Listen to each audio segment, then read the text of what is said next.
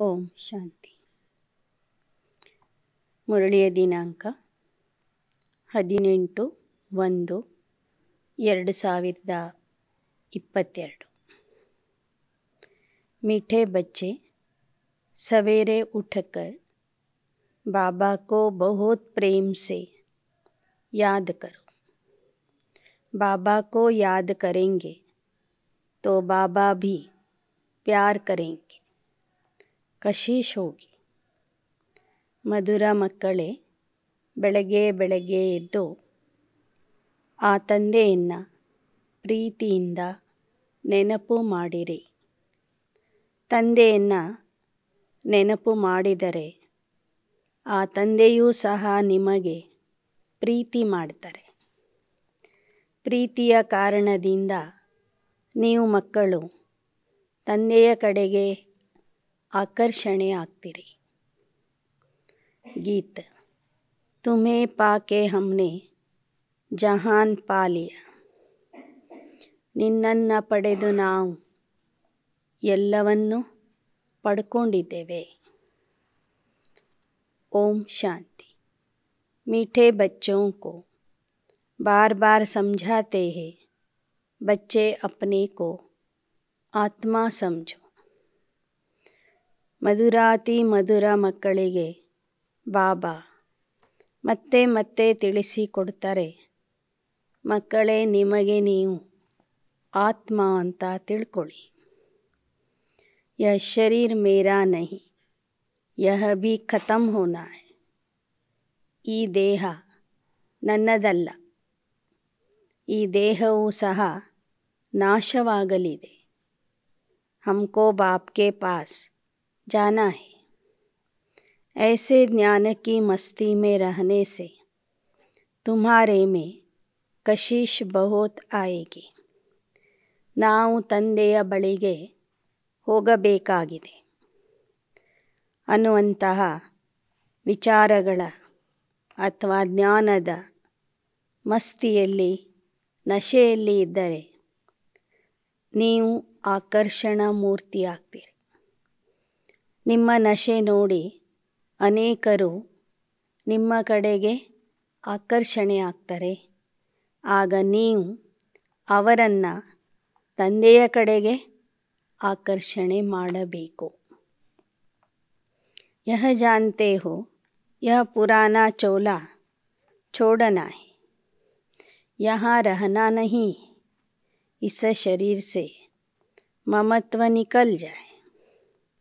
ನಿಮಗೆ ಗೊತ್ತಿದೆ, ಈ ಹಳೆ ದೇಹವನ್ನು ನೀವು ಬಿಟ್ಟು ಹೋಗೋರಿದ್ದೀರಿ, ಇಲ್ಲಿಯೇ ಇರುವಂಥವರಲ್ಲ. ಆದ್ದರಿಂದ ಈ ದೇಹದಿಂದ ಮಮತ್ವವನ್ನು ತೆಗೆದು ಹಾಕಿರಿ. इस शरीर में सिर्फ सर्विस के लिए ही है, इसमें ಮಮತ್ವ नहीं. ಈಗ ಈ ದೇಹದಲ್ಲಿ ನಾವು ಇರೋದು ಸೇವೆಗಾಗಿ ಮಾತ್ರ. ಆದ್ದರಿಂದ ದೇಹದ ಮೇಲೆ ಮಮತ್ವ ಇರಬಾರದು. ಬಸ್ घर जाए. यह संगम का समय भी पुरुषार्थ के लिए बहुत आवश्यक है. ಇನ್ನೇನು ಮನೆಗೆ ಹೋಗಬೇಕು. ಈ ಸಂಗಮದ ಸಮಯವೂ ಸಹ ಪುರುಷಾರ್ಥಕ್ಕಾಗಿ ಬಹಳ ಅವಶ್ಯಕವಾಗಿದೆ. ಪುರುಷಾರ್ಥ ಮಾಡಲಿಕ್ಕೆ ಸಂಗಮ ಯುಗದ ಸಮಯ ಬೇಕು. ಸಮಯವನ್ನು ಸಹ ವ್ಯರ್ಥವಾಗಿ ಕಳಿಬಾರದು. ಅಭಿ ಸಮಜ್ತೆ ಹೇ ಹಮ್ನೆ 84 का चक्र लगाया. बाप कहते भल धंधाधोरी आदि करो. गृहस्थ व्यवहार में रहते बुद्धि में यह याद रहे कि यह तो सब कुछ खत्म होना है. ಈಗ 84 ಜನ್ಮಗಳನ್ನು ಪಡೆದುಕೊಂಡು ಬಂದಿದ್ದೇವೆ. ಈ ಕೊನೆ ಜನ್ಮದಲ್ಲಿ ಒಂದು ಕಡೆ ನಿಮ್ಮ ಉದ್ಯೋಗ, ವ್ಯಾಪಾರ, ಕೆಲಸ ಕಾರ್ಯಗಳನ್ನು ಮಾಡಿರಿ. ಮತ್ತೊಂದು ಕಡೆ ಬುದ್ಧಿಯ ಮೂಲಕ ತಂದೆಯನ್ನು ನೆನಪು ಮಾಡಿ. ಜೊತೆಗೆ ಇದೂ ನೆನಪಿರಲಿ, ನಾವೇನೆಲ್ಲ ನೋಡ್ತಾ ಇದ್ದೀವೋ ಅದು ಎಲ್ಲವೂ ಸಹ ವಿನಾಶ ಆಗಲಿದೆ ಅಂತ. ಅಬ್ ವಾಪಿಸ್ ಘರ್ ಜಾನಾ ಹೈ. ಈಗ ನಾವು ಮರಳಿ ಮನೆಗೆ ಹೋಗಬೇಕಾಗಿದೆ. ಬಾಪ್ ಭಿ ಸದೈವ ಘರ್ ಮೇ ರಹತೆ ಹೇನ. ಬಾಬೋರು ಸಹ ನಿರಂತರವಾಗಿ ಆ ಪರಮಧಾಮದಲ್ಲಿನೇ ಇರ್ತಾರಲ್ವ. भल 8 घंटा धंधे आदि में लगाओ, 8 घंटा आराम करो, बाकी समय बेहद के बाप से यह वार्तालाप रूह रूहान करो. ಸಂಗಮ ಯುಗದಲ್ಲಿ ಬಾಬಾ ಹೇಳ್ತಾರೆ 8 ಗಂಟೆ ನಿಮ್ಮ ಕೆಲಸ ಮಾಡಿರಿ, ಉದ್ಯೋಗ ನೌಕರಿ ವ್ಯಾಪಾರ ಮಾಡಿರಿ. 8 ಗಂಟೆ ಸಮಯ ವಿಶ್ರಾಂತಿಯನ್ನು ತೆಗೆದುಕೊಳ್ಳಿ. ಉಳಿದ 8 ಗಂಟೆ ಸಮಯ ಏನಿದೆ ಬಾಬೋರ್ ಜೊತೆಗೆ ಮಾತಾಡ್ರಿ, ಯೋಗ ಮಾಡಿರಿ, ಸೇವೆ ಮಾಡಿರಿ. ಪರಮಾತ್ಮನ ಜೊತೆಗೆ ಆತ್ಮಿಕ ವಾರ್ತಾಲಾಪ ಮಾಡಿರಿ. बाप की श्रीमत है, मीठे बच्चे निरंतर याद की यात्रा पर रहो. जितना याद की यात्रा पर रहेंगे ಪ್ರಕೃತಿ ತುಮ್ಹಾರಿ ದಾಸಿ ಬನೇಗಿ.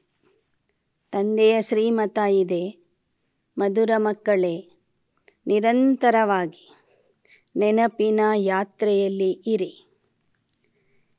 ಎಷ್ಟೆಷ್ಟು ನೀವು ನೆನಪಿನ ಯಾತ್ರೆ ಮಾಡ್ತೀರಿ ಅಷ್ಟೇ ಪ್ರಕೃತಿ ನಿಮ್ಮ ದಾಸಿ ಆಗುವುದು. ಸನ್ಯಾಸಿ ಲೋग कब मांगते नहीं, वह भी योगी तो है ना. निश्चय रहता है कि हमें ब्रह्म में लीन होना है. ಸನ್ಯಾಸಿಗಳು ಸಹ ಬೇಡೋದಿಲ್ಲ, ಅವರು ಯೋಗಿಗಳೇ. ಅವರಲ್ಲಿಯೂ ಒಂದು ರೀತಿಯ ನಿಶ್ಚಯ ಇರ್ತದೆ, ನಾವು ಕೊನೆಗೆ ಬ್ರಹ್ಮತತ್ವದಲ್ಲಿ ಲೀನ ಆಗೋರಿದ್ದೇವೆ ಅಂತ.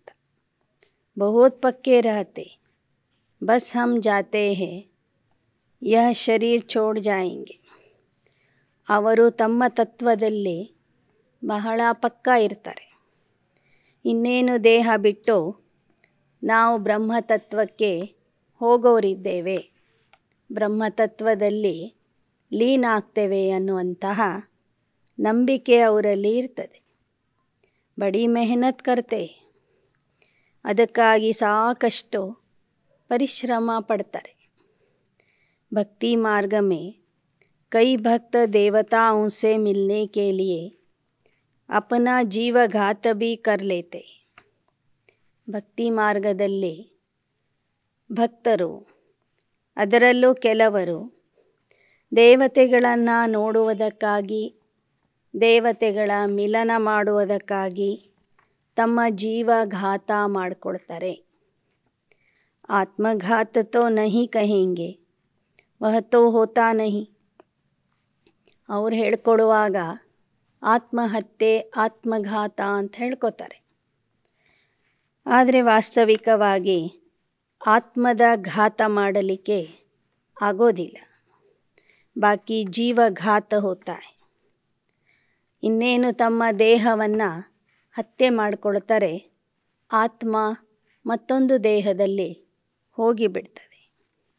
तुम बच्चे योग में रहते हो तो जैसे अमर हो, कभी कोई भी ख्याल नहीं आएगा कि कुछ करे.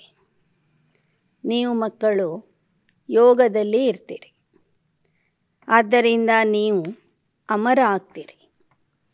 ಇರೋದೇ ನೀವು ಅಮರ ಆತ್ಮ ಆಗಿದ್ದೀರಿ. ನಿಮ್ಮಲ್ಲಿ ಯಾವುದೇ ಕಾರಣದಿಂದ ಜೀವಘಾತದ ವಿಚಾರ ಸಂಕಲ್ಪ ಬರೋದಿಲ್ಲ. ಪರಂತು ವಹ ಅವಸ್ಥಾ ಮಜಬೂತ್. ಮಾನಸಿಕವಾಗಿ ನೀವ್ಯಾರೂ ದುರ್ಬಲ ಆಗಬಾರದು. ಜೀವಹತ್ಯೆ ಮಾಡಿಕೊಳ್ಳುವಂತಹ ಸಂಕಲ್ಪನೂ ನಿಮ್ಮಲ್ಲಿ ಬರಬಾರದು. ಅಂತಹ ಒಂದು ಗಟ್ಟಿ ಅವಸ್ಥೆ, ಶಕ್ತಿಶಾಲಿ ಅವಸ್ಥೆ ನಿಮ್ಮಲ್ಲಿ ಇರಬೇಕು. पहले तो अपने अंदर देखना है कि हमारे में कोई खामी तो नहीं है. ಮೊದಲು ನಿಮ್ಮನ್ನು ನೀವೇ ನೋಡ್ಕೊಳ್ಳಿ. ನಿಮ್ಮಲ್ಲಿ ಯಾವುದೇ ರೀತಿಯ ಕೊರತೆ ದುರ್ಬಲತೆ ಇಲ್ಲ ತಾನೆ. खामी नहीं होगी तो सर्विस भी अच्छी कर सकें. ಅವಗುಣಗಳು ಕೊರತೆಗಳು ದುರ್ಬಲತೆಗಳು ಇಲ್ಲದೇ ಇದ್ದಾಗ ನೀವು ಬಹಳ ಒಳ್ಳೆಯ ರೀತಿಯಿಂದ ಸೇವೆ ಮಾಡ್ತೀರಿ. ಫಾದರ್ ಶೋಸ್ ಸನ್, ಸನ್ ಶೋಸ್ ಫಾದರ್. ಹೇಳ್ತಾರೆ, ತಂದೆ ಮಕ್ಕಳನ್ನು ಪ್ರತ್ಯಕ್ಷ ಮಾಡ್ತಾರೆ, ಮಕ್ಕಳು ತಂದೆಯನ್ನು ಪ್ರತ್ಯಕ್ಷ ಮಾಡ್ತಾರೆ. ಈಗಾಗಲೇ ಬಾಬಾ ಬ್ರಹ್ಮಕುಮಾರ್ ಕುಮಾರಿಯರನ್ನು ಜಗತ್ತಿನಲ್ಲಿ ಪ್ರತ್ಯಕ್ಷ ಮಾಡಿಬಿಟ್ಟಿದ್ದಾರೆ, ಮಕ್ಕಳನ್ನು ಪ್ರತ್ಯಕ್ಷ ಮಾಡಿದ್ದಾರೆ. ಈಗ ಮಕ್ಕಳ ಕೆಲಸ ಉಳಿದಿರೋದು ತಂದೆಯನ್ನು ಪ್ರತ್ಯಕ್ಷ ಮಾಡುವಂಥ ಕೆಲಸ. बाप ने तुमको लायक बनाया और तुम बच्चों को फिर नए नए को बाप का परिचय देना है. ಬಾಬಾ ನಿಮ್ಮನ್ನು ಲಾಯಕರನ್ನಾಗಿ ಮಾಡಿದ್ದಾರೆ. ಈಗ ನೀವು ಮಕ್ಕಳು ಅನೇಕರಿಗೆ, ಹೊಸ ಹೊಸ ಜನರಿಗೆ ತಂದೆಯ ಪರಿಚಯ ಕೊಡಬೇಕು. बच्चों को बाप ने होशियार कर ही दिया है. ಮಕ್ಕಳನ್ನು ಶಿವಬಾಬಾ ಚತುರರನ್ನಾಗಿ ಮಾಡಿಬಿಟ್ಟಿದ್ದಾರೆ. ಬಾಬಾ जानते हैं बहुत अच्छे अच्छे बच्चे हैं जो सर्विस करके आते हैं. ಬಾಬೋರ್ಗೂ ಗೊತ್ತಿದೆ ಸೇವೆಯಲ್ಲಿ ಯಾರು ಒಳ್ಳೆಯ ಸೇವಾಧಾರಿಗಳಿದ್ದಾರೆ. ಒಳ್ಳೊಳ್ಳೆ ಮಕ್ಕಳು ಒಳ್ಳೆಯ ರೀತಿಯಿಂದ ಸೇವೆ ಮಾಡಿ ಬರ್ತಾರೆ. ರಾತ್ ದಿನ್ यही ख्याल चलता कि हम इनका जीवन कैसे बनाएं, इससे हमारा जीवन भी ಉನ್ನತಿ ಕೋ ಪಾಯೇಗ. ಸೇವೆ ಮಾಡುವಂಥ ಮಕ್ಕಳಲ್ಲಿ ಹಗಲು ರಾತ್ರಿ ಇದೇ ವಿಚಾರ ನಡೀತಿರ್ತದೆ. ನಾವು ಹೇಗೆ ಅನೇಕರ ಜೀವನವನ್ನು ರೂಪಿಸಬೇಕು, ಅನೇಕರ ಜೀವನ ಶ್ರೇಷ್ಠ ಜೀವನವನ್ನಾಗಿ ಮಾಡಬೇಕು. ಅನೇಕರ ಜೀವನ ಶ್ರೇಷ್ಠ ಜೀವನವನ್ನಾಗಿ ಮಾಡಿದಾಗ ನಮ್ಮ ಜೀವನದಲ್ಲಿಯೂ ನಮಗೆ ಉನ್ನತಿಯ ಪ್ರಾಪ್ತಿಯಾಗ್ತದೆ ಅನ್ನೋದು ಸೇವಾಧಾರಿ ಮಕ್ಕಳಿಗೆ ಗೊತ್ತಿರ್ತದೆ. ಖುಷಿ ಹೋತಿ ಹೈ, हर एक को उमंग रहता है, हम अपने गाँव वालों का उद्धार करें. ಅನೇಕ ಮಕ್ಕಳಿಗೆ ಒಂದು ಆಶೆ ಇರ್ತದೆ, ಉತ್ಸಾಹ ಇರ್ತದೆ. ನಮ್ಮ ಜನರಿಗೆ, ನಮ್ಮ ಹಳ್ಳಿಯ ಜನರಿಗೆ ಜ್ಞಾನ ಹೇಳಬೇಕು, ನಮ್ಮ ಊರಿನ ಉದ್ಧಾರ ಮಾಡಬೇಕು ಅಂತ ಅನೇಕರಿಗೆ ಸಂಕಲ್ಪ ಇರ್ತದೆ. अपने हम जिन्स की सेवा करें. बाप कहते ಚಾರಿಟಿ ಬಿಗಿನ್ಸ್ ಆಟ್ ಹೋಮ್.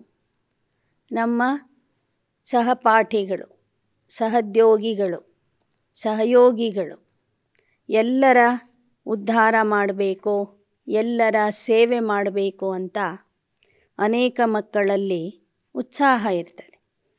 ಬಾಬಾ ಹೇಳ್ತಾರೆ, ನೀವು ಈ ಸೇವೆಯ ಕಾರ್ಯವನ್ನು ನಿಮ್ಮ ಮನೆಯಿಂದನೇ ಪ್ರಾರಂಭ ಮಾಡಿರಿ. ಬಾಪ್ ಬೈಠ್ ಬಚ್ಚೋं को ಶಿಕ್ಷಾ ದೇತೆ, ಬಚ್ಚೆ ತುಮಕೋ ಪಹಲೆ ಅಪ್ನಿ ಉನ್ನತಿ ಕರ್ನಿ. ಬಾಬಾ ಮಕ್ಕಳಿಗೆ ಶಿಕ್ಷಣ ಕೊಡ್ತಾರೆ.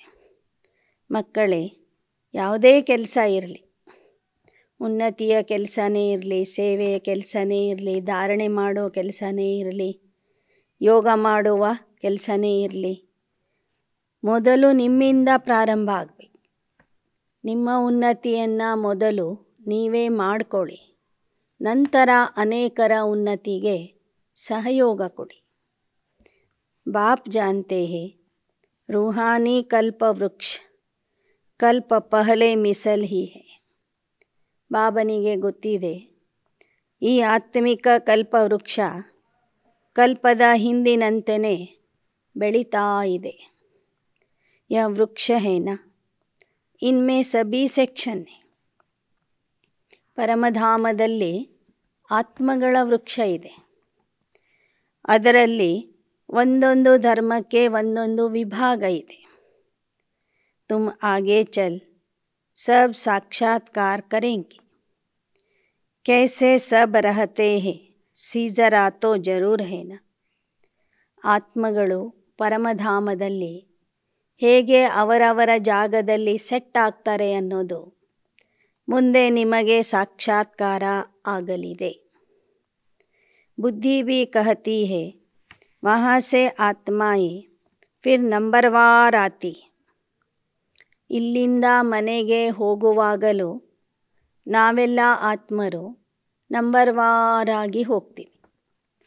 ಅಲ್ಲಿ ಸೆಟ್ ಆಗೋದು ಅಥವಾ ಕೂಡುವುದು ಸಹ ನಂಬರ್ವಾರಾಗಿ ಕೂತ್ಕೊಳ್ತೇವೆ. ಹಾಗೆ ಸೃಷ್ಟಿ ನಾಟಕದಲ್ಲಿ ಬರುವಾಗಲೂ ನಂಬರ್ವಾರಾಗಿ ಬರ್ತೇವೆ.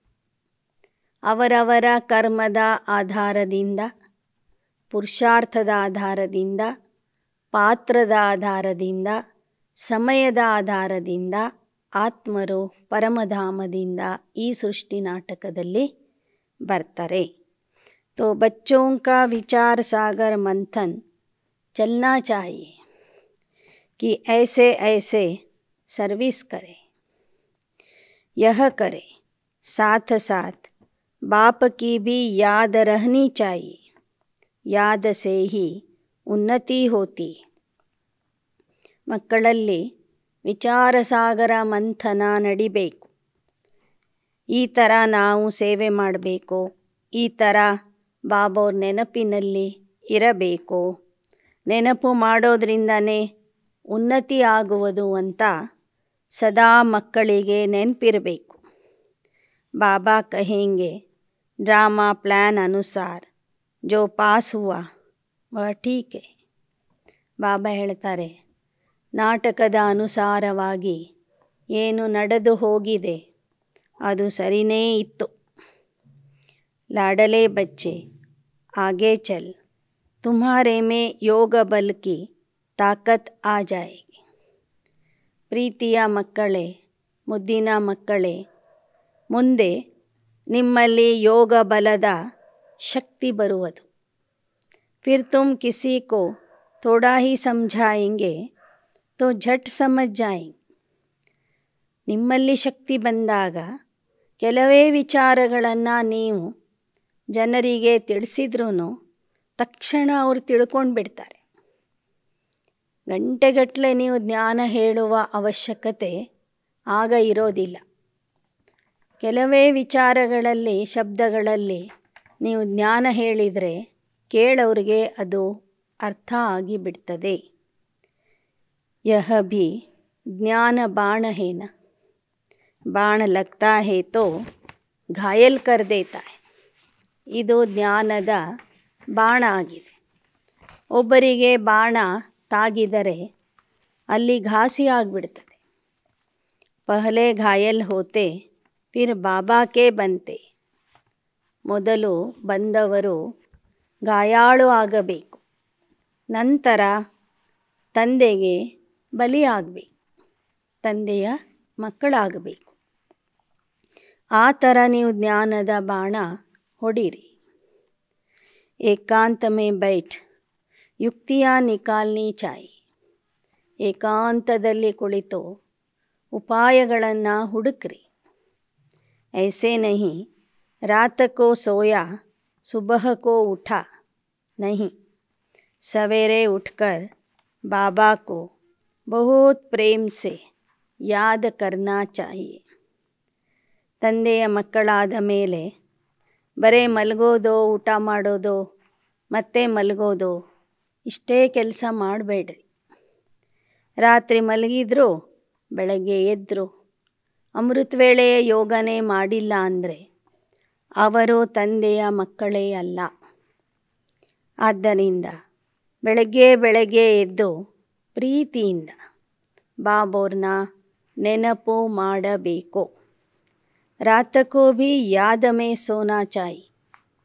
ರಾತ್ರಿ ಮಲಗುವಾಗಲೂ ಬಾಬೋರ್ನ ನೆನಪು ಮಾಡ್ತಾ ಮಾಡ್ತಾ ಮಾಡ್ತಾ ಅದೇ ಯೋಗದ ಅವಸ್ಥೆಯಲ್ಲಿ ಮಲಗಬೇಕು. ಬಾಬಾ ಕೋ ಯಾದ್ ಹಿ ನಹಿ ಕರೆಂಗೆ ತೋ ಬಾಪ್ ಫಿರ್ ಪ್ಯಾರ್ ಕೈಸೆ ಕರೆಂಗೆ. ನೀವು ಬಾಬವ್ರನ್ನ ನೆನಪೇ ಮಾಡಿಲ್ಲ ಅಂದರೆ ಬಾಬಾ ನಿಮಗೆ ಪ್ರೀತಿ ಹೇಗೆ ಮಾಡ್ತಾರೆ? ಕಶೀಶಿ ನಹಿ ಹೋಗಿ. ತಂದೆಯ ಕಡೆಗೆ ನಿಮಗೆ ಆಕರ್ಷಣೆನೇ ಆಗೋದಿಲ್ಲ. ನೆನಪು ಮಾಡಿದರೆ ಬಾಬಾ ಪ್ರೀತಿ ಮಾಡ್ತಾರೆ. ಬಾಬವರು ಸಹ ನಿಮ್ಮನ್ನು ನೆನಪು ಮಾಡ್ತಾರೆ. ಆಗ ನಿಮಗೆ ತಂದೆಯ ಕಡೆಗೆ ಆಕರ್ಷಣೆ ಆಗ್ತದೆ. ಬಲ್ ಬಾಬಾ ಜಾನ್ತೆ ಹೇ ड्रामा में सब प्रकार के नंबरवार बनने, फिर भी चुप करके बैठ थोड़े ही जाएंगे, पुरुषार्थ कराएंगे ना. ಬಾಬುರ್ಗೂ ಗೊತ್ತಿದೆ ನಾಟಕದಲ್ಲಿ ಎಲ್ಲ ರೀತಿಯ ಪುರುಷಾರ್ಥಿಗಳು ಇದ್ದಾರೆ ಅಂತ. ರಾಜ ಆಗೋರು, ಪ್ರಜಾ ಆಗೋರು, ದಾಸದಾಸಿ ಆಗೋರು, ನಂಬರ್ವಾರ್ ಪುರುಷಾರ್ಥಿಗಳು ಇದ್ದಾರೆ ಅನ್ನೋದು ಬಾಬವ್ರಿಗೂ ಗೊತ್ತಿದೆ. ಹಾಗಂತ ಸುಮ್ಮನೆ ಕೂತ್ಕೊಳ್ಳಿಕ್ಕಾಗುತ್ತಾ? ಎಲ್ಲರಿಗೂ ಉತ್ಸಾಹ ಕೊಡಬೇಕಾಗ್ತದೆ, ಮತ್ತೆ ಮತ್ತೆ ಎಚ್ಚರಿಕೆ ಕೊಡಬೇಕಾಗ್ತದೆ. ಪುರುಷಾರ್ಥ ತೋ ಕರಾಯಿಂಗೇನ.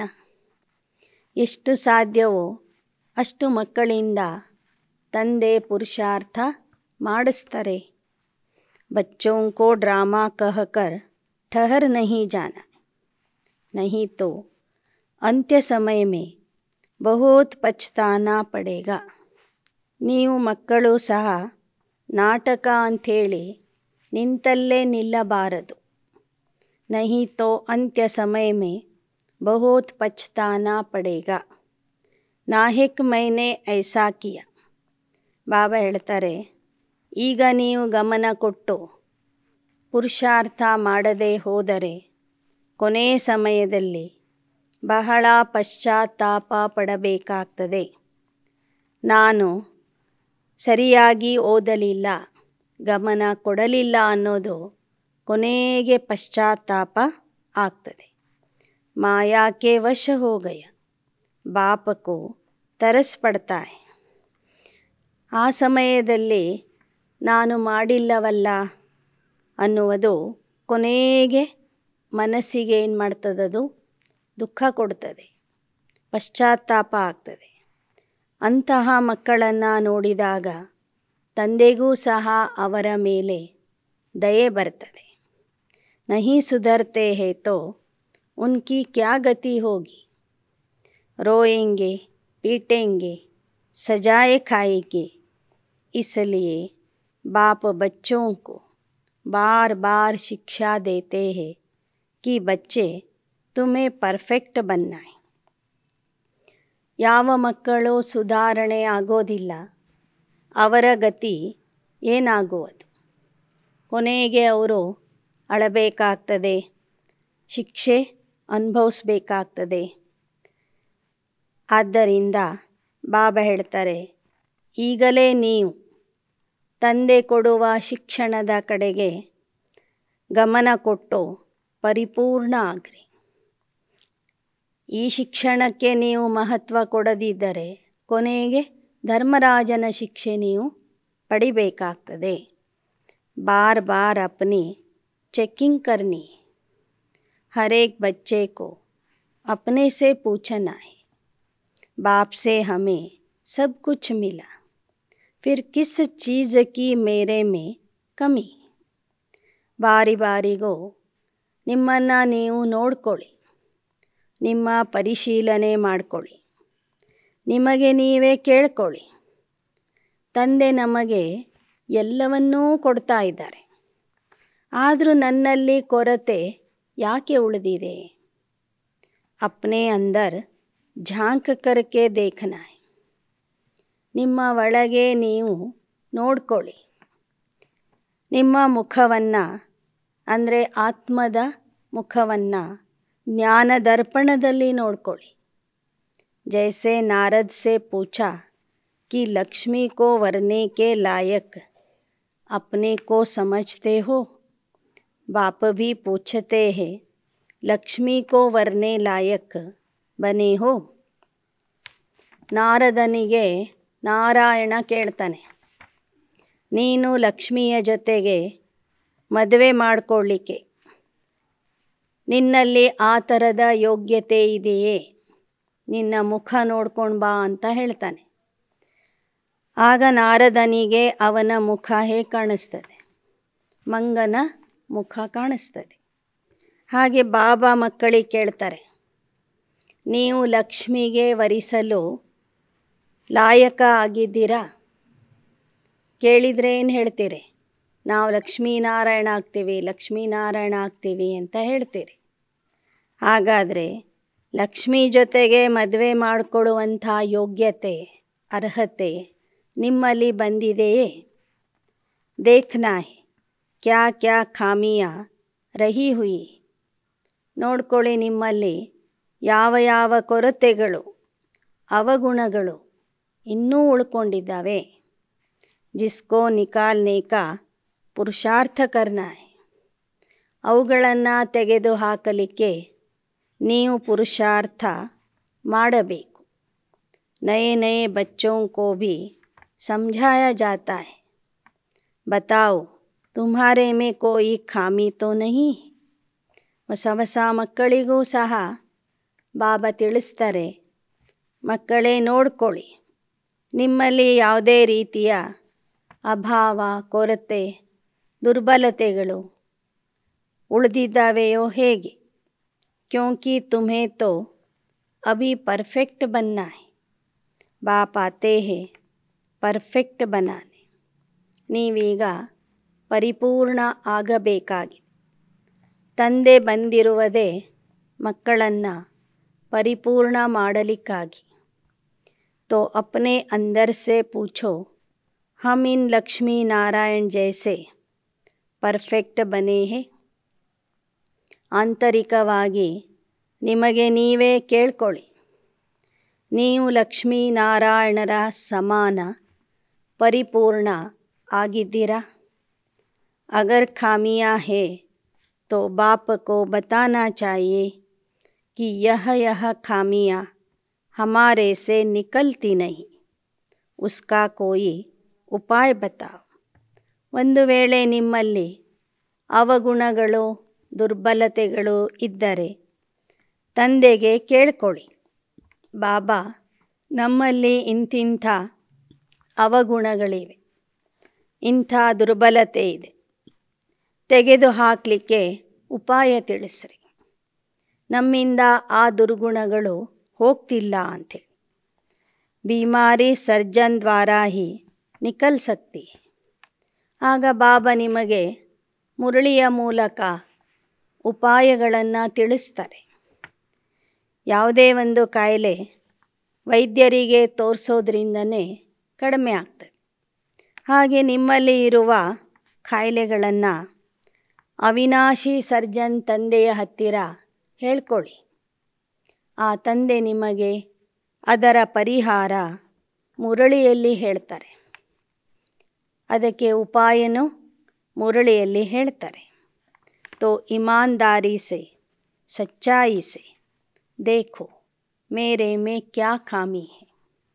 ಪ್ರಾಮಾಣಿಕತೆಯಿಂದ, ಸತ್ಯತೆಯಿಂದ ನೋಡ್ಕೊಳ್ಳಿ, ನಿಮ್ಮಲ್ಲಿ ಯಾವ ಕೊರತೆ ಇದೆ. ಇನ್ನು ನಿಮ್ಮಲ್ಲಿ ಕ್ರೋಧ ಎಷ್ಟಿದೆ, ಅಭಿಮಾನ ಎಷ್ಟಿದೆ, ಲೋಭ ಎಷ್ಟಿದೆ, ಚಿಕ್ಕ ಪುಟ್ಟ ಅವಗುಣಗಳು ಎಷ್ಟಿವೆ ನೋಡ್ಕೊಳ್ಳಿ. ಖಾಮಿಯಾ ಬತಾಯಿಂಗೆ ತೋ ಬಾಪ ರಾಯ್ ದೇಂಗೆ. ನಿಮ್ಮ ದುರ್ಬಲತೆಗಳನ್ನು ತಂದೆಯ ಹತ್ತಿರ ಹೇಳಿಕೊಂಡಾಗ ಅದಕ್ಕೆ ಬಾಬಾ ಸೂಕ್ತವಾದ ಸಲಹೆಗಳನ್ನು ತಿಳಿಸ್ತಾರೆ. ಖಾಮಿಯಾ ಬಹುತೋಮೆ ಹೇ. ಮಕ್ಕಳಲ್ಲಿ ಇನ್ನೂ ಅನೇಕ ದುರ್ಬಲತೆಗಳು, ದುರ್ಗುಣಗಳು, ಕೊರತೆಗಳು ಇವೆ. कोई में क्रोध है, कोई में लोभ है या फालतू चिंतन है, तो उसको ज्ञान की धारणा हो नहीं सकती. ಕೆಲವರಲ್ಲಿ ಕ್ರೋಧ ಇದೆ, ಕೆಲವರಲ್ಲಿ ಲೋಭ ಇದೆ, ಕೆಲವರಲ್ಲಿ ಮೋಹ ಇದೆ, ಕೆಲವರಲ್ಲಿ ವ್ಯರ್ಥ ಚಿಂತನೆ ಮಾಡುವ ಅಭ್ಯಾಸ ಇದೆ. ಅಂಥ ಮಕ್ಕಳಲ್ಲಿ ಜ್ಞಾನದ ಧಾರಣೆ ಆಗೋದಿಲ್ಲ.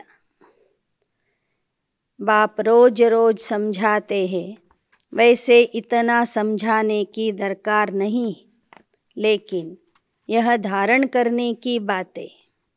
ಬಾಬಾ ನೋಡಿದರೆ ಪ್ರತಿದಿನದ ಮುರಳಿಯಲ್ಲೂ ಸಹ ಕೆಲವೊಮ್ಮೆ ಹೇಳಿದ್ದನ್ನೇ ಹೇಳ್ತಾರೆ. ಆತ್ಮ ಆಗ್ರಿ, ನನ್ನನ್ನು ನೆನಪು ಮಾಡಿರಿ, ಬೆಳಗ್ಗೆ ಎದ್ದು ನನ್ನನ್ನು ನೆನಪು ಮಾಡಿರಿ, ನಿಮ್ಮ ದುರ್ಬಲತೆಗಳನ್ನು ನೀವೇ ನೋಡ್ಕೊಳ್ಳಿ. ಹೀಗೆ ಬಾರಿ ಬಾರಿಗೂ ಹೇಳುವ ಅಗತ್ಯ ಯಾಕಿದೆ? ಯಾಕೆ ಅಂದರೆ ಮಕ್ಕಳಲ್ಲಿ ಧಾರಣೆ ಆಗ್ತಿಲ್ಲ. ಅದಕ್ಕಾಗಿ ಪುನಃ ಪುನಃ ಹೇಳಬೇಕಾಗ್ತದೆ. 5 विकारों को जीतने की बात अभी की है. तुम्हारे में कोई वह भूत नहीं, यह जन्म जन्मांतर के भूत 5 विकार अंदर में प्रवेश है. 5 ವಿಕಾರಗಳನ್ನು ಗೆಲ್ಲುವ ಮಾತು ಸಂಗಮ ಯುಗದ ಮಾತಾಗಿದೆ. ನಿಮ್ಮಲ್ಲಿ ಅಶುದ್ಧ ಆತ್ಮಗಳು ಇಲ್ಲ, ಆ ದೆವ್ವಗಳು ನಿಮ್ಮಲ್ಲಿ ಸೇರಿಕೊಂಡಿಲ್ಲ. ಆದರೆ ಈ 5 ದೆವ್ವಗಳು, ಈ 5 ಭೂತಗಳು ನಿಮ್ಮಲ್ಲಿ ಅರ್ಧಾಕಲ್ಪದಿಂದ ಸೇರಿಕೊಂಡಿದ್ದಾವೆ.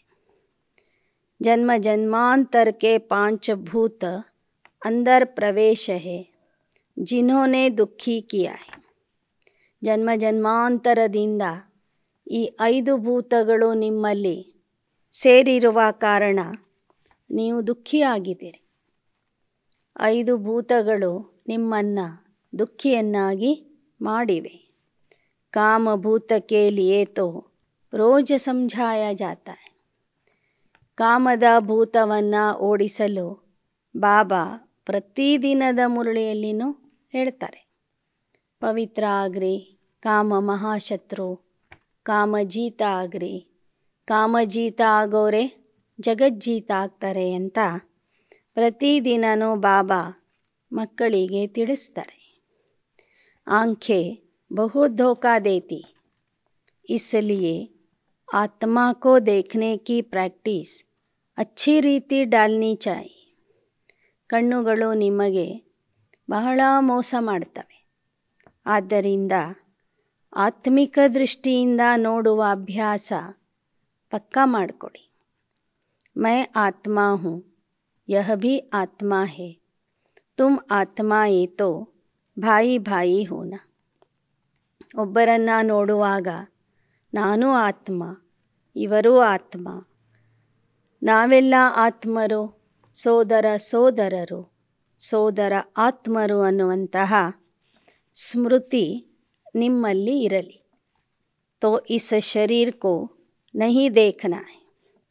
ದೇಹವನ್ನು ನೋಡ್ತಾ ಇದ್ರೂ ಸಹ ದೇಹ ನೋಡಬೇಡಿ, ನೋಡಿ ನೋಡದಂತೆ ಇರಬೇಕು. ಹಮ್ ಆತ್ಮಾಯೇ ಸಬ್ ವಾಪಸ್ ಘರ್ ಜಾನೆ ವಾಲಿ ಹೇ. ನಾವೆಲ್ಲ ಆತ್ಮರು ಈಗ ಮನೆಗೆ ಹೋಗೋರಿದ್ದೇವೆ. बाप आए हैं ले जाने के लिए, बाकी यह देखना है हम सर्वगुण संपन्न बने हैं. ಬಾಬಾ ಬಂದಿರುವುದೇ ನಮ್ಮನ್ನು ಕರ್ಕೊಂಡು ಹೋಗೋದಕ್ಕಾಗಿ. ತಂದೆಯ ಜೊತೆಗೆ ಹೋಗುವ ಮೊದಲೇ ನೋಡ್ಕೊಳ್ಳಿ, ನಾವು ಸರ್ವಗುಣ ಸಂಪನ್ನ ಆಗಿದ್ದೇವೋ ಹೇಗೆ. ಕೌನ್ ಸಾ ಗುಣ ಕಮ್ ಹೈ, ನಮ್ಮಲ್ಲಿ ಯಾವ ಗುಣದ ಕೊರತೆ ಇದೆ. ಆತ್ಮ ಕೋ ದೇಖ ಬತಾಯಾ ಜಾತಾ ಹೈ, ಇಸ್ ಆತ್ಮ ಮೇ ಯಹ ಖಾಮಿ. ಆತ್ಮನನ್ನು ನೋಡಿನೇ ಹೇಳಬಹುದು, ಇಂಥ ಆತ್ಮನಲ್ಲಿ ಇಂಥ ಒಂದು ಕೊರತೆ ಇದೆ, ಈ ಗುಣದ ಅಭಾವ ಇದೆ ಅಂತ. ತೋ ಫಿರ್ ಬೈಠ್ಕರ್ ಕರೆಂಟ್ ದೇ ಕಿ ಇನ್ಸೆ ಯಹ ಬೀಮಾರಿ ನಿಕಲ್ ಜಾಯೆ. ನಮ್ಮ ಸುತ್ತಮುತ್ತ ಇರುವ ಆತ್ಮರನ್ನು ನಾವು ನೋಡಬೇಕು, ಪರಿವಾರದ ಸೋದರ ಸೋದರಿಯರನ್ನು ನೋಡಬೇಕು.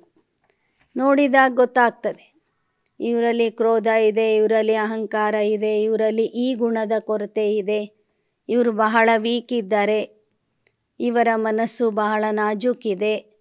ಹೀಗೆ ಗುರುತಿಸಿ ಅವರಿಗೆ ನಾವು ಯೋಗದ ಮೂಲಕ ಕರೆಂಟ್ ಕೊಡಬೇಕು, ಅಂದರೆ ಶಕ್ತಿ ಕೊಡಬೇಕು. ಮನಸಾ ಸೇವೆಯ ಮೂಲಕ ಅವರಲ್ಲಿ ಇರುವ ಕಾಯಿಲೆಯನ್ನು दूर ಮಾಡಬೇಕು. बच्चों को बाबा से बहुत मीठी मीठी बातें करनी चाहिए. ಮಕ್ಕಳು ನೀವು ತಂದೆಯ ಜೊತೆಗೆ ಮಧುರ ಮಧುರ ವಾರ್ತಾಲಾಪ ಮಾಡಬೇಕು, ಮಾತಾಡಬೇಕು. ಬಾಬಾ आप ऐसे हो, आप कितने मीठे हो. ಬಾಬಾವ್ರನ್ನ ನೀವು ಹೇಳಬೇಕು, ಬಾಬಾ ನೀವು ಎಷ್ಟು ಮಧುರ ಆಗಿದ್ದೀರಿ, ನೀವೆಷ್ಟು ದೊಡ್ಡವರು, ನಾವೆಷ್ಟು ಸಣ್ಣವರು, ಆದರೂ ನಮ್ಮನ್ನು ಮುಂದಿಟ್ಟು ನೀವೆಷ್ಟು ನಿಸ್ವಾರ್ಥತೆಯಿಂದ ಸೇವೆ ಮಾಡ್ತಿದ್ದೀರಿ. तो बाप की याद से बाप की महिमा करने से यह भूत भागते रहेंगे और तुमको खुशी भी रहेगी. ಎಷ್ಟೆಷ್ಟು ಬಾಬಾವ್ರನ್ನ ಹೊಗಳ್ತೀರಿ, ಬಾಬಾವ್ರ ಜೊತೆಗೆ ಮಾತಾಡ್ತೀರಿ, ಬಾಬಾವ್ರ ನೆನಪಿನಲ್ಲಿ ಇರ್ತೀರಿ, ಅಷ್ಟೇ ಆ 5 ಭೂತಗಳು ನಿಮ್ಮಿಂದ ದೂರ ಹೋಗ್ತವೆ, ನಿಮ್ಮನ್ನು ಬಿಟ್ಟು ಓಡಿ ಹೋಗ್ತವೆ. ಆಗ ನೀವು ಸದಾ ಖುಷಿಯಲ್ಲಿ ಇರ್ತೀರಿ. ತುಮ್ ಜಾನ್ತೆ ಹೋ ಯಹ ಝಾಡ್ ಬಹುತ್ ಧೀರೆ ಧೀರೆ ವೃದ್ಧಿ ಕೋ ಪಾತಾ ಹೈ. ಸಂಗಮ ಯುಗದ ಈ ಬ್ರಾಹ್ಮಣ ಪರಿವಾರದ ವೃಕ್ಷ ಬಹಳ ನಿಧಾನಕ್ಕೆ ವೃದ್ಧಿಯಾಗ್ತದೆ, ಬೆಳೀತದೆ. ಮಾಯಾ ತೋ ಚಾರೋ ತರಫ್ ಸೆ ಘೇರಾವ್ ಡಾಲ್ತಿ.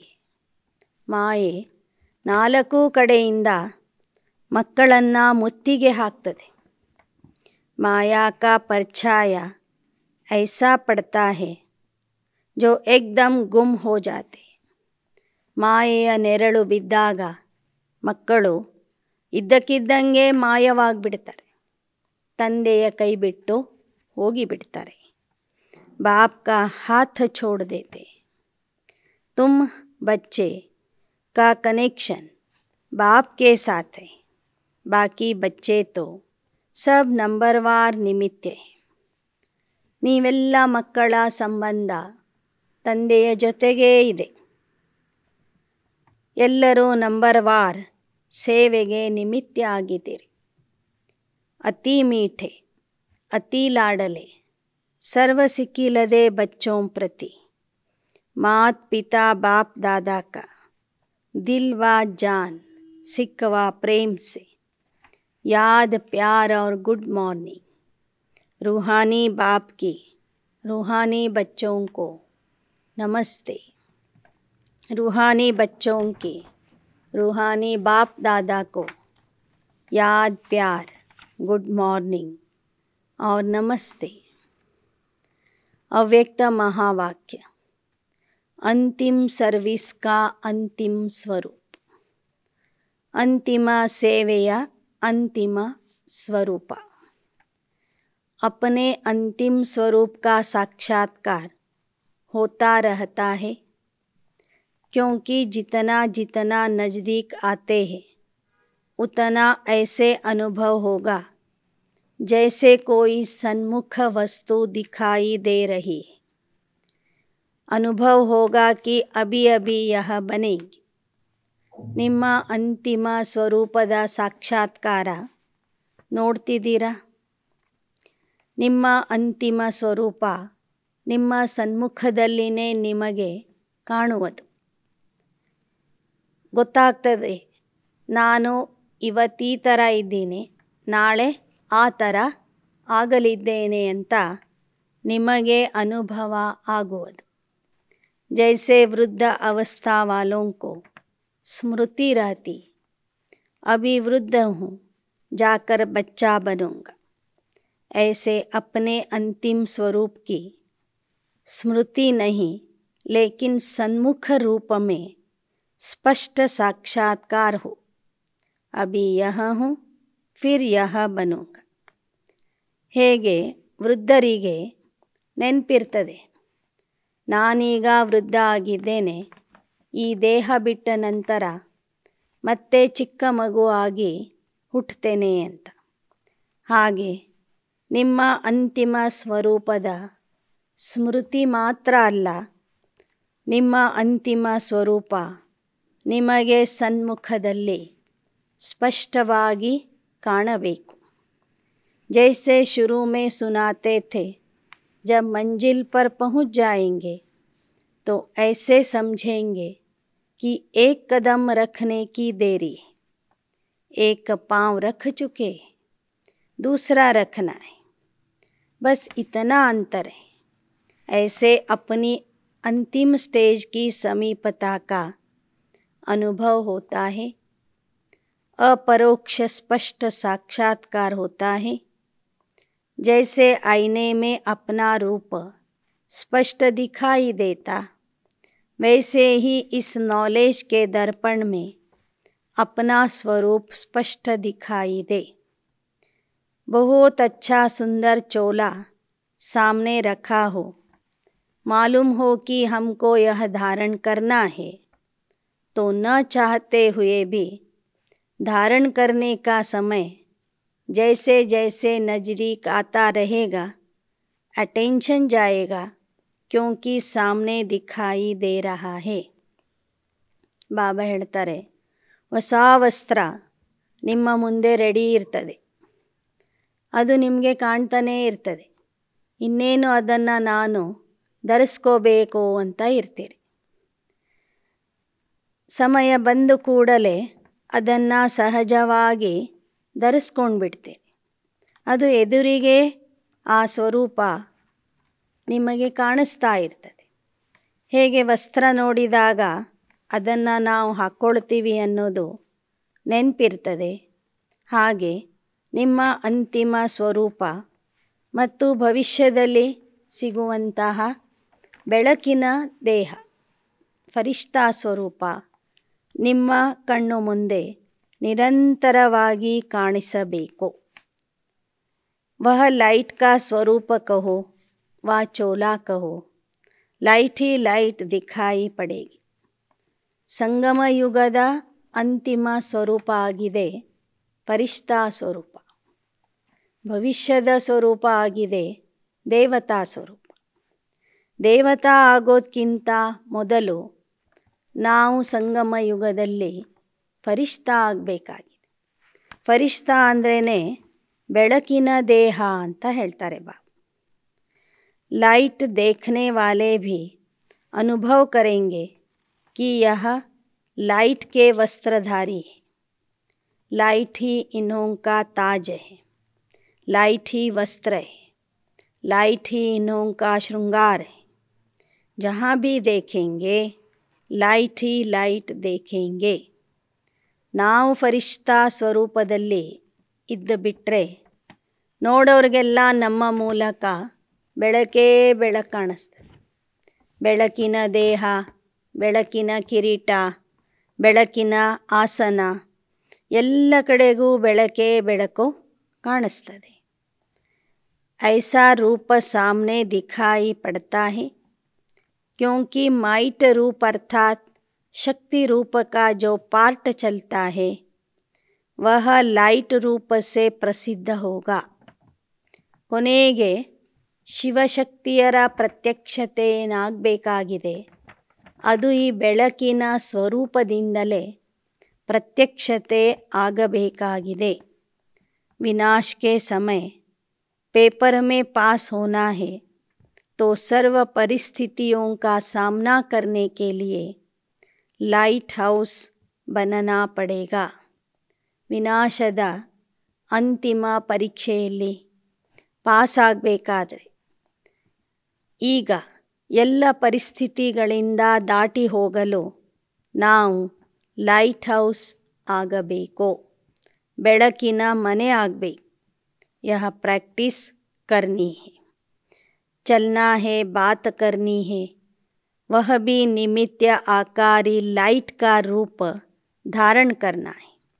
ಬಾಬಾ ಹೇಳ್ತಾರೆ, ಓಡಾಡುವಾಗ ನಡೆದಾಡುವಾಗ ಏನೇ ಮಾಡಿದ್ರೂ ಬೆಳಕಿನ ದೇಹಧಾರಿಯಾಗಿ ಮಾಡಿರಿ. यह प्रैक्टिस पक्की हो जाएगी, फिर यह कर्म भोग समाप्त होगा. ಫರಿಷ್ಠಾ ರೂಪದಲ್ಲಿ ಇರುವಂಥ ಅಭ್ಯಾಸ ನಿಮ್ಮಲ್ಲಿ ಬಂದ್ಬಿಡ್ತು ಅಂದರೆ ನಿಮ್ಮ ಕರ್ಮಭೋಗನೂ ಸಮಾಪ್ತಿ ಆಗ್ತದೆ. ಜೈಸೆ ಇಂಜೆಕ್ಷನ್ लगाकर दर्द को ख़त्म कर देते, शरीर से न्यारा कराते हठ योगी भी, ऐसे यह स्मृति स्वरूप का इंजेक्शन लगाकर देह की स्मृति से गायब हो जाए, स्वयं भी अपने को लाइट रूप में अनुभव करो तो दूसरे भी वही अनुभव करेंगे. ಹೇಗೆ ಒಬ್ಬ ವ್ಯಕ್ತಿಗೆ ಇಂಜೆಕ್ಷನ್ ಕೊಟ್ಟರೆ ಅವನ ಸ್ಮೃತಿನೇ ಹೋಗಿಬಿಡ್ತದೆ. ಅನೆಸ್ಥೀಶಿಯಾ ಕೊಟ್ಟಾಗ ಅವನೆಲ್ಲ ಮರೆತು ಬಿಡ್ತಾನೆ, ನಿದ್ದೆಗೆ ಹೋಗ್ತಾನೆ ಅಥವಾ ಮೂರ್ಛೆ ಹೋಗ್ತಾನೆ. ಹಾಗೆ ಬಾಬಾ ಹೇಳ್ತಾರೆ, ನೀವು ಸ್ಮೃತಿ ಸ್ವರೂಪದ ಇಂಜೆಕ್ಷನ್ ಹಾಕ್ಕೊಳ್ರಿ, ಆಗ ನಿಮ್ಮ ದೇಹದ ಸ್ವರೂಪ ಏನಿದೆ ಮರೆತು ಹೋಗ್ತೀರಿ. ನೀವು ದೇಹ ಅನ್ನೋದನ್ನೇ ಮರೆತು ಬಿಡ್ತೀರಿ. ನೀವು ಫರಿಷ್ಠಾ ಸ್ವರೂಪದ ಅನುಭವ ಮಾಡ್ತೀರಿ. ಅಂತಿಮ ಸರ್ವಿಸ್ ಯಹಿ ಹೈ, ಇಸ್ಸೆ ಸಾರಿ ಕಾರೋಬಾರ್ ಭಿ ಲೈಟ್ ಅರ್ಥಾತ್ ಹಲ್ಕಿ ಹೋಗಿ. ನಿಮ್ಮ ಕೊನೆಯ ಸ್ವರೂಪನೇ ಬೆಳಕಿನ ಸ್ವರೂಪ ಆಗಿದೆ. ಆಗ ಬೆಳಕಿನ ಮೂಲಕನೇ ಎಲ್ಲ ವ್ಯವಹಾರಗಳು ನಡೀತವೆ ಅಂತ ಹೇಳ್ತಾರೆ ಬಾಬಾ. सोचने की भी ज़रूरत नहीं पड़ी, बुद्धि में वही संकल्प होगा जो यथार्थ करना है. ಕೊನೆಗೆ ನೀವು ಜಾಸ್ತಿ ಯೋಚನೆ ಮಾಡುವ ಅವಶ್ಯಕತೆ ಇರೋದಿಲ್ಲ. ಮುಂದೆ ಯಾವ ಕೆಲಸ ಆಗಬೇಕಾಗಿರ್ತದೆ ಅದೇ ಸಂಕಲ್ಪ ನಿಮ್ಮಲ್ಲಿ ಬರ್ತದೆ. ವ್ಯರ್ಥ ಸಂಕಲ್ಪಗಳು ಬರೋದೇ ಇಲ್ಲ. बीच में कोई भी कर्म भोग की भासना नहीं रहेगी. ಕೊನೆಗೆ ಈ ಕಾಯಿಲೆಗಳು ಸಹ ನಿಮಗೆ ತೊಂದರೆ ಕೊಡೋದಿಲ್ಲ. ಸ್ವತಃ ही फरिश्ता स्वरूप बन जाएंगे. सदा काल यह अवस्था हो जाएगी. फर्स्ट में रहते भी फरिश्ते का अनुभव करते थे ब्रह्मा बाबा. ऐसी स्टेज अपनी भी ಬನಾನಿ. ಬಾಬಾ ಹೇಳ್ತಾರೆ, ಬ್ರಹ್ಮ ಬಾಬಾ ಹೇಗೆ ಫರಿಷ್ಠಾ ಸ್ವರೂಪದ ಅನುಭವ ಮಾಡ್ತಿದ್ರು, ನೋಡೋರಿಗೂ ಅವರ ಮೂಲಕ ಫರಿಷ್ಠಾ ಸ್ವರೂಪದ ಸಾಕ್ಷಾತ್ಕಾರ ಆಗ್ತಿತ್ತು. ಹಾಗೆ ನೀವು ಸಹ ಅದೇ ರೀತಿಯಲ್ಲಿ ಬೆಳಕಿನ ಸ್ವರೂಪ ಆಗಬೇಕು. ಬ್ರಹ್ಮರವರ ಮೂಲಕ ಹೇಗೆ ಅನೇಕರಿಗೆ ಸಾಕ್ಷಾತ್ಕಾರ ಆಗ್ತಿತ್ತು, ಹಾಗೆ ಕೊನೆಗೆ ನಿಮ್ಮ ಮೂಲಕ ಅನೇಕರಿಗೆ ಫರಿಷ್ಠಾ ಸ್ವರೂಪದ ಸಾಕ್ಷಾತ್ಕಾರ ಆಗಬೇಕು. ಸಂಕಲ್ಪದ ಮೂಲಕ ಸೇವೆ ಮಾಡೋದನ್ನು ನೀವು ಆವಾಗ ಕಲಿತೀರಿ. ವಿಜ್ಞಾನಿಗಳು ಸಹ ನಿಮ್ಮ ಈ ಸಂಕಲ್ಪ ಶಕ್ತಿ ಅಥವಾ ಶಾಂತಿಯ ಶಕ್ತಿಯಿಂದನೇ ಪ್ರಯೋಗಗಳನ್ನು ಮಾಡ್ತಾ ಇದ್ದಾರೆ. ಅವರ ಕಾರ್ಯಭಾರವು ಸಹ ಶಾಂತಿಯ ಶಕ್ತಿಯಿಂದ, ಸಂಕಲ್ಪದ ಶಕ್ತಿಯಿಂದ ನಡೀತಾ ಇದೆ.